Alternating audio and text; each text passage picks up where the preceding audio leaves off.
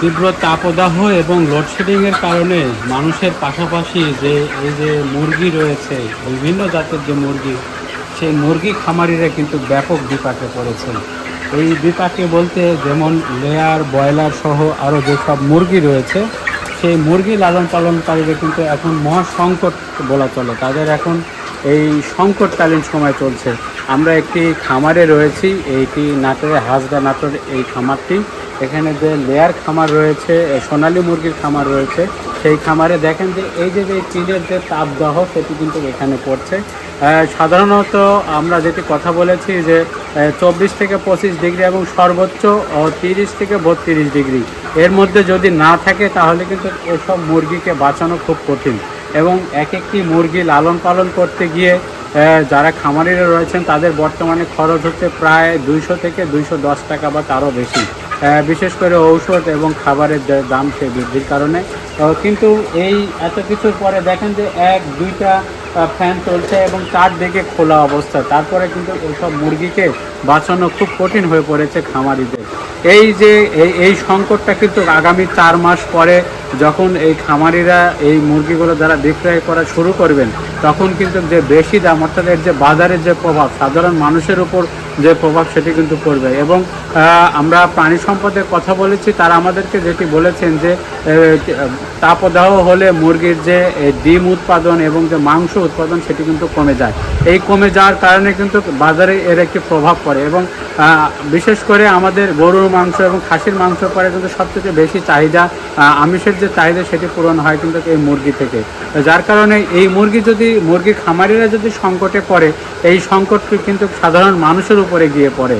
এবং বর্তমানে আমরা অনেকগুলো খামারি রয়েছে, তাদের সঙ্গে কথা বলেছি, তারা আমাদেরকে যেটি বলেছে যে বর্তমানে প্রায় 210 বা তারও বেশি খরচ হলেও কিন্তু এখন অনেক খামারিরা তারা মুরগি বিক্রয় করতে পারছে না, এবং 150 টাকা 180 টাকা কিন্তু তারা বিক্রয় করতে পারছে না। এটি হওয়ার কারণ হলো বড় বড় যে কোম্পানি রয়েছে সেই কোম্পানি কিন্তু তারা সিন্ডিকেট করে রেখেছেন।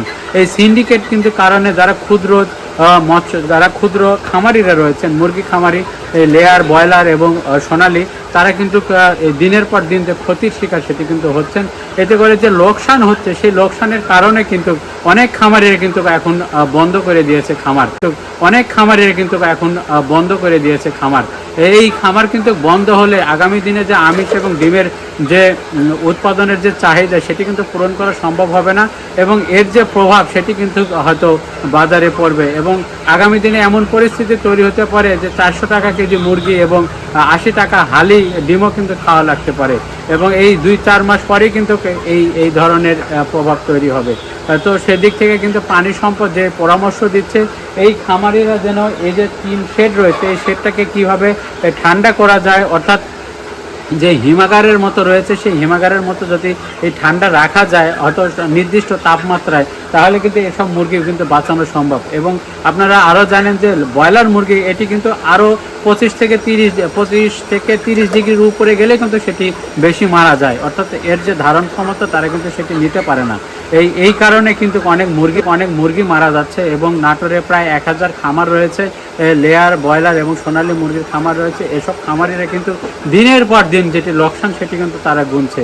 তবে এই খামারিদের যদি লোকসান থেকে বাঁচানোর একটি উপায়, সরকারিভাবে যদি তাদেরকে ব্যাংক ঋণের সহায়তা এবং উন্নত যে প্রযুক্তি রয়েছে সেই প্রযুক্তি যদি তাদেরকে দেওয়া হয় বা তারা সেটি যদি ব্যবহার করতে পারে, তাহলে কিন্তু এই সংকট থেকে উত্তরণের সম্ভব।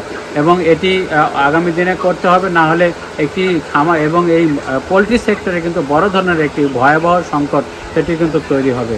তো যারা আমার এই ভিডিও দেখেছেন তারা অবশ্যই কমেন্ট শেয়ার করবেন, এবং যদি ভিডিওটি ভালো লাগে অবশ্যই কমেন্ট করবেন এবং শেয়ার করে জানাবেন কেমন লেগেছে ভিডিওটি। সকলকে ধন্যবাদ।